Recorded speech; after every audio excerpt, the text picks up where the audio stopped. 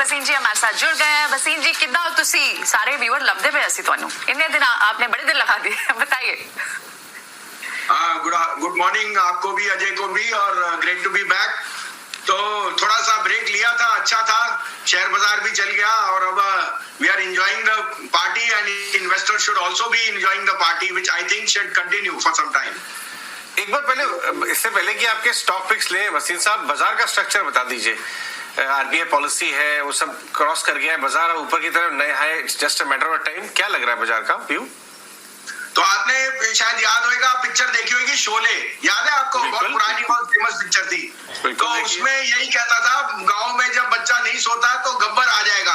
तो अभी तक सब यहाँ यही कह रहे हैं, गब्बर आ जाएगा, बाजार फॉल नहीं वाटरफॉल आएगी, और इसमें पार्टिसिपेशन ही नहीं है। वेदर द फेड और the RBI, you have never had macro so good and ownership of stocks at very very low levels. ये rally, Ajay ji, has been led by the FIIs who are missing from the action and who realise that their best performing outlier is India. तो मुझे कोई दो राय नहीं। See, technically new high is a number, but your participation is necessary. If अगर आप याद करें, last week of March we were at 16,800 where pessimism was at the highest. शानदार बात बोली आपने। ये बात आपने सही कही कि पिछले 18 महीने में कंसोलिडेशन हुआ, लेकिन माल किसने लिया? एफआईआईज, वो भी मिस्ड आउट वालों ने। हमारे वालों ने डेफिनेटली पार्टिसिपेट किया, कुछ थोड़ा घबरा के बैठे गए। तो मान लीजिए पहले, फिर बात करते हैं। ये बताइए क्या मल्टीबैगर आइडियाज आप लेके आए हैं आज हमारे व्यूअर्स के लिए बहुत दिनों बाद?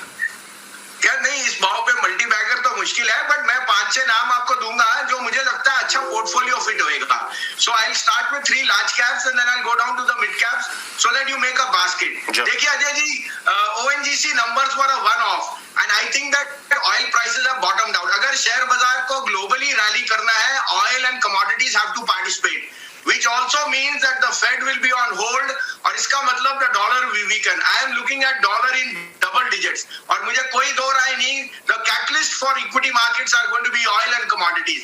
तो ONGC is my top large cap pick. It trades at 3.5 times EPS and 7% dividend yield, and I think it has reasonably corrected after the one-off which it has done on the results because of differential in the interest in the currency. So that is my top pick in oil and gas, and I think that will rebound.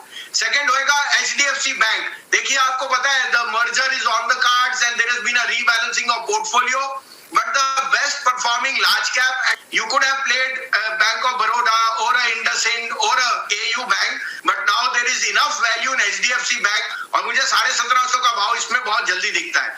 2-3 will be a contrarian play called Hindalco. I think TCRC margins have bottomed out, copper prices are set to go up, and they had a one-off because of Novelis. Otherwise the numbers are very strong, और आप देख रहे हो as far as autos, copper usage is rising. So these 3 are my large cap picks. Then we come to the mid caps. I think Biocon is a very good play on the insulin and the numbers which they gave out. So I am very bullish on Biocon. I think the underperformance is coming to an head. Fifthly, I will go with a stock called GMR. हमने ये एक disclosure अच्छे क्लाइंटों को दिलाया है। The results were a one-off. उसमें तीनों चीजें आ गई थी। The interest rate subvention which they had to do of replacing high cost debt with low cost, and they paid a charge. Second was some legal charges which got attributed, and third one-off was that they had a forced demerger with Delhi airport when the COVID happened. तो 1 साल की पूरी उन्होंने जो charges थे वो इस quarter में दी है। GMR will now on September have the 4th runway, which will make it one of the biggest in the world, and traffic is going to rise 33% by the end of the year. So I think अगर आप साथ में Ajay ji, their land bank in Hyderabad and Delhi is now on the anvil of development, which will be the real icing on the cake.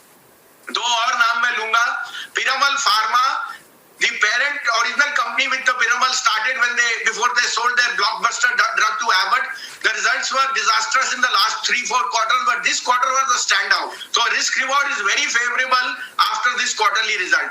And last but not least, a share called Chemplast Sanmar. ये PVC resins में सबसे बड़ा player है in the south. It's a 70-year-old company, और मुझे लगता है Chemplast is now regaining its mojo. The management is very very optimistic morning, काफी अच्छा लग रहा है आपको वापस हमारे साथ देखकर, और इतने सारे स्टॉक, इतनी सारी कॉल्स आप बता रहे हैं। एक बार सीमेंट पर भी अपनी राय दे दीजिए, क्योंकि मैं जानती हूँ आपका पसंदीदा शेयर तो है ही, सेक्टर तो है ही इनफैक्ट। और सीमेंट देखिए लगातार अच्छी मजबूती दिखा रहे हैं। अब तो रॉ मटेरियल प्राइसेस में जो मॉडरेशन है, जीएसटी कटौती की भी खबरें आ रही है, पता नहीं अनाउंसमेंट कब आएगा। कैसे देख रहे हैं इस सेक्टर को आप?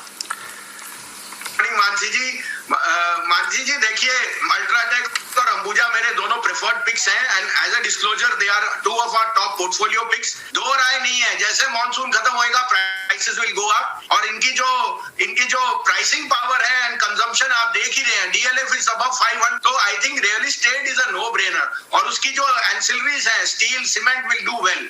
Steel may be because of there is some weakness in China, but cement will be a no brainer. तो I am very very positive on those, but यहाँ रिस्क रिवॉर्ड नहीं है। जब मैं 6200-6300 पे ये और 320 पे अंबुजा कहता था, अब वो काफी रन अप हो चुका है।